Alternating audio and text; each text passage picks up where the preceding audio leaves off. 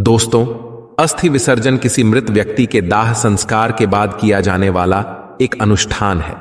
इसका अर्थ होता है चिता में जल गए मृत व्यक्ति की हड्डियों और राख को जल में विसर्जित करना। शास्त्रों के अनुसार अस्थियों को पवित्र नदियों में ही विसर्जित करना चाहिए, जिसमें सबसे ज्यादा महत्व गंगा नदी का है। इसलिए हर साल करोड़ों की संख्या में लोग हरिद्वार और वाराणसी जैसे पुण्य स्थानों पर देश के हर कोने से अस्थि विसर्जन के लिए आते हैं। अस्थि विसर्जन में समय का बहुत महत्व है और इसलिए दाह संस्कार के बाद अधिकतम तीसरे या चौथे दिन तक अस्थि विसर्जित कर देना ही उपयुक्त माना गया है। अब सवाल उठता है कि तीसरा या चौथा दिन ही क्यों, और अगर अस्थि विसर्जन तीसरे या चौथे दिन तक ना हो पाए तो क्या करें? इन सारे प्रश्नों का उत्तर हम इस वीडियो में आगे देंगे।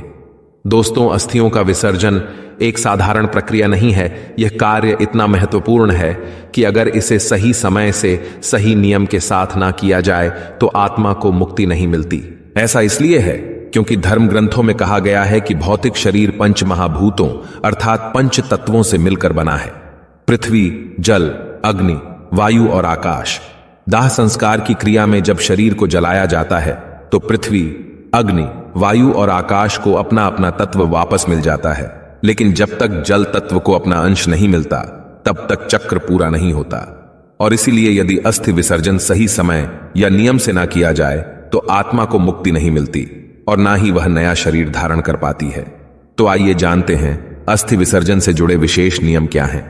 इसके साथ ही साथ हम आपको गरुड़ पुराण और अन्य धर्मशास्त्रों में लिखित गंगा नदी के महत्व और अस्थि विसर्जन के लिए सबसे उपयुक्त नदी होने का कारण भी बताएंगे। इतना ही नहीं, अस्थि विसर्जन नदियों में करने को लेकर विज्ञान क्या कहता है वह भी आप इस वीडियो में आगे जानेंगे। करके इस वीडियो के कमेंट बॉक्स में जय श्री नारायण लिखकर परमात्मा को अपना आभार व्यक्त करें।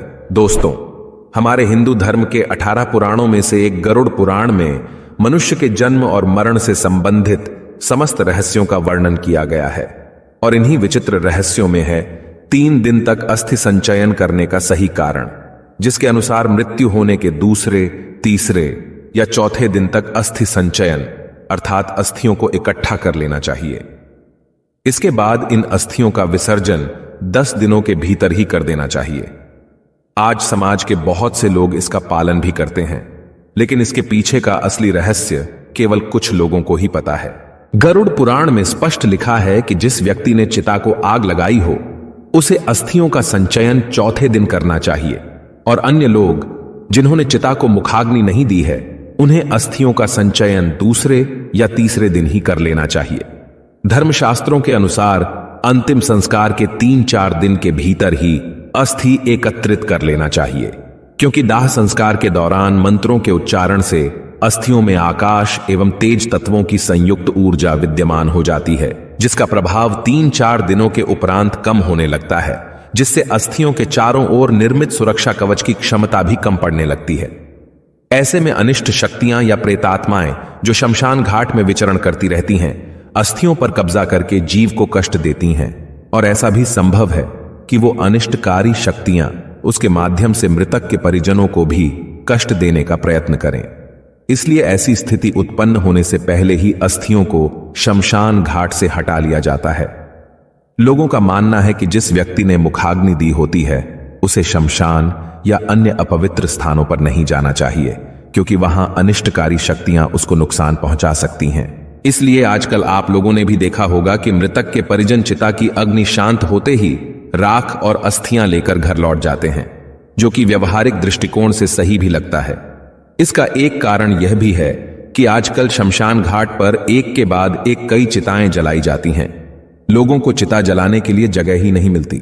इसलिए संभव है कि यदि चिता की राख को 3 दिन तक छोड़ दिया जाए तो शायद 3 दिन बाद ना तो अस्थियां मिलेंगी और ना ही राख, और अगर राख मिल भी गई तो वह आपके परिजन की है या किसी और व्यक्ति की राख से मिल गई है, पता ही नहीं चलेगा। इसलिए पुराने समय में अस्थि संचयन के लिए 3-4 दिन इंतजार करने की बात तो ठीक है, लेकिन आज के परिप्रेक्ष्य में ऐसा कर पाना थोड़ा मुश्किल जरूर है।